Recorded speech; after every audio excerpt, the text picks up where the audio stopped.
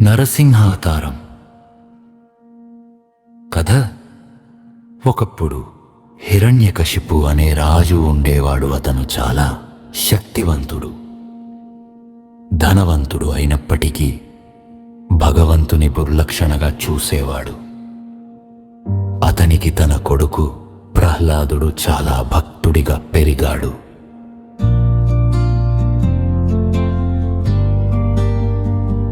ప్రహ్లాదుడు ప్రతిరోజు భగవంతుడి పట్ల భక్తి ప్రార్థన చేస్తూ, భగవంతుడు ఏకైక రక్షకుడు అని నమ్మేవాడు.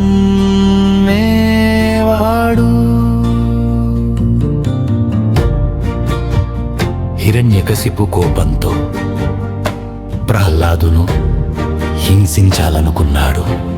రాకెట్లు, రాళ్ళు, అగ్నిపాము ఏది పనికి రాలేదు.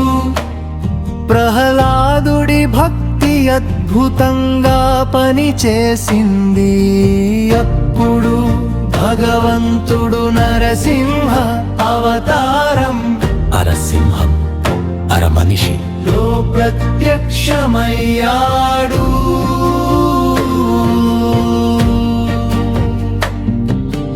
అతను హిరణ్యకశిపును పరిమితి భయంకరంగా ఎదుర్కొని నాశనం చేశాడు. ప్రహ్లాదుడు భక్తి భగవంతుని కృపతో రక్షించబడ్డాడు.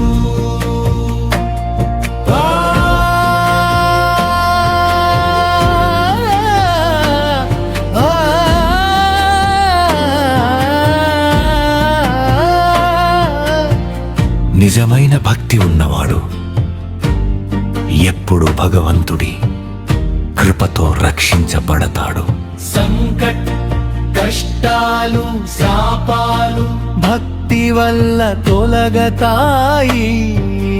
భక్తి ఉంటే భగవంతుడు ప్రత్యక్షమై మనకు రక్షణ ఇస్తాడు.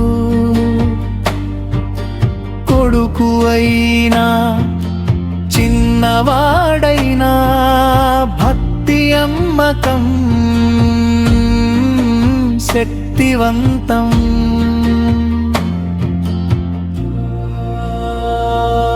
ధైర్యం, భక్తి కష్టాలను అధిగమించే శక్తి. ప్రహ్లాదుడు చిన్న వయసులోనే భగవంతుని భక్తితో నిండి ఉండేవాడు. అతని భక్తిని చూసి భగవంతుడు నరసింహ అవతారంలో మారి రాక్షసుడు హిరణ్యకశిపును నిర్మూలించాడు. మనం కూడా భక్తితో ఉంటే భగవంతుడు ఎల్లప్పుడూ మనతో ఉంటాడు.